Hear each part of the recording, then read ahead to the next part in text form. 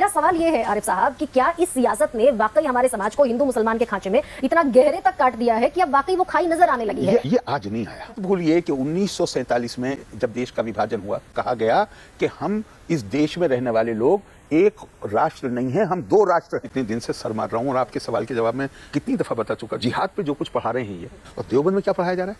वो कह रहे हैं शरीयत में, शरीयत मतलब इस्लामी कानून में, जिहाद दीन हक की तरफ बुलाने और जो उसे कबूल न करे उससे जंग करने को कहते हैं।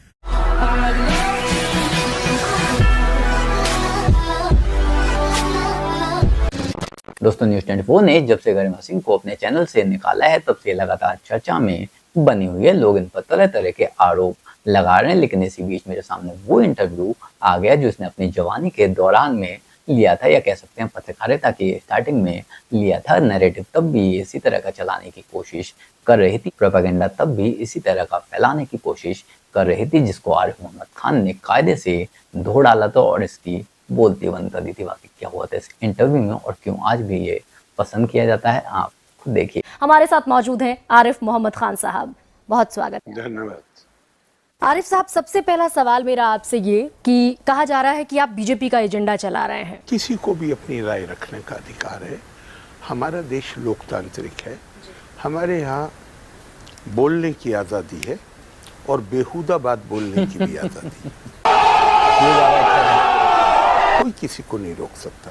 लेकिन मेरा सवाल ये है आरिफ साहब कि क्या इस सियासत ने वाकई हमारे समाज को हिंदू मुसलमान के खांचे में इतना गहरे तक काट दिया है कि अब वाकई वो खाई नजर आने लगी है? ये आज नहीं आया। ये तो 47 में इतना बड़ा पार्ट था कि लगता था, मैंने जब होश संभाला, मैं आज़ादी के बाद पैदा हुआ, मैंने जब होश संभाला है तो मुझे नहीं लगता था कि ये आसानी से ये पट पाएगा। लेकिन 1971 में बांग्लादेश बनने के बाद स्थिति बहुत तेजी से सुधार की तरफ गई। 80 आते आते 77 में इमरजेंसी लगी, उसने स्थिति को और बेहतर बनाया। 80 आया, स्थिति और बेहतर हुई। लेकिन फिर ये मुस्लिम पर्सनल लॉ बोर्ड का आंदोलन चला। जिस तरह तब टू नेशन थ्योरी कहा गया था, इन्होंने आइडेंटिटी अलग बताई। इस संस्था का औचित्य और ये बनी हुई क्यों है संस्था, अगर ये अपने ही समुदाय को खराब करने पर लगी हुई है तो? ये इसलिए बने हुए हैं और इसलिए चल रहे हैं कि आप कह रही हैं ये सबसे बड़ी संस्था है। यही तो वो सुनना चाहते हैं कि वो बड़ी संस्था है।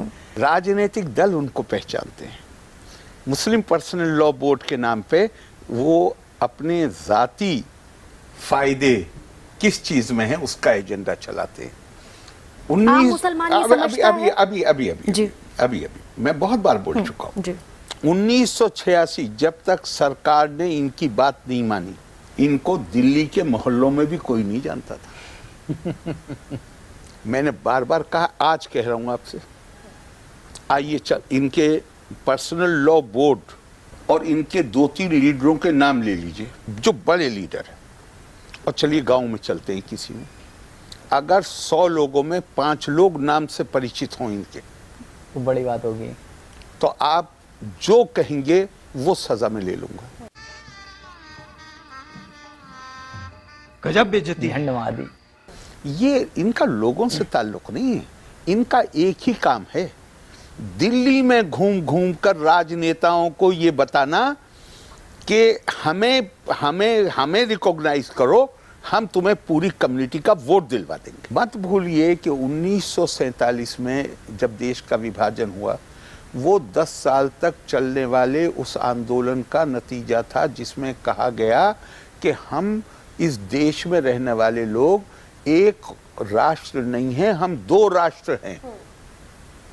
अब मुस्लिम पर्सनल लॉ बोर्ड इस हैसियत में तो है नहीं कि हम दो राष्ट्र हैं ये कह सके। अब वो कह रहा है 86 से हमारी 2 पहचानें हैं, एक हिंदुस्तानी पहचान है, एक हमारी पहचान है।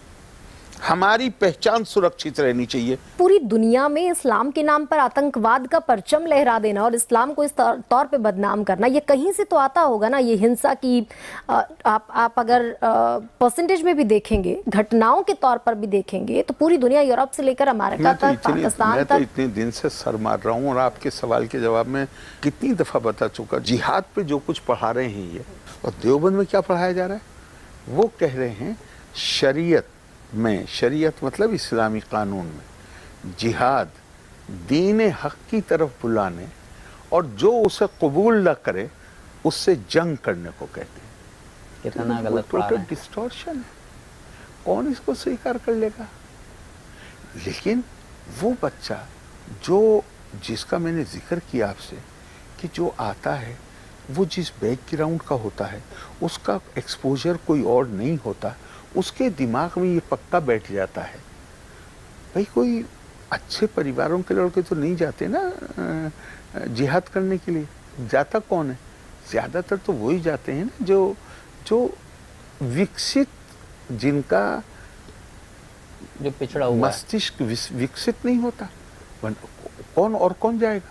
और वो मस्तिष्क विकसित ना हो, उसका एक ही तरीका कि उसको कुएं का मेंढक बना दो। क्या आपको लगता है कि इन तमाम कोशिशों के बावजूद नरेंद्र मोदी को लेकर मुस्लिम समुदाय में वो विश्वास जो होना चाहिए था वो नहीं है और अविश्वास की भी इंतहा है? क्या आपको ये लगता है, और अगर लगता है तो असल में क्यों? ये है कि मेरी सोच अलग है। मैं समझता हूँ आज़ाद हिंदुस्तान में हमें चिंता करनी चाहिए कि नागरिक क्या सोचता है। मैं ये देखने को भी तैयार नहीं हूँ कि कौन समुदाय क्या सोचता है। सोचा करें। 150 साल से अंग्रेज ने हमें यही सिखाया था कि हमारी सोच, इस देश की सोच एक नहीं है, धर्म के नाम पे बटी हुई सोच है। मैं इससे एग्री नहीं करता, मैं देखना भी नहीं चाहता अगर बटी हुई है तो। मैं तो उन लोगों की सोच समझना चाहता हूँ कि जो भारतीय हैं और भारतीय नागरिक के नाते क्या सोचते हैं।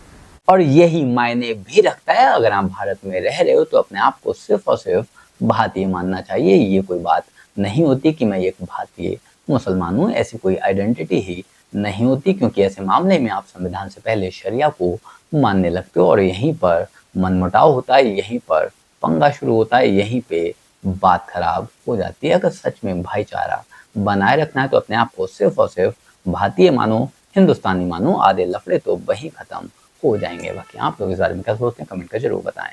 जल्द मिलते हैं किसी नए वीडियो नए टॉपिक के साथ, तब तक गुड बाय, नमस्कार, जय हिंद।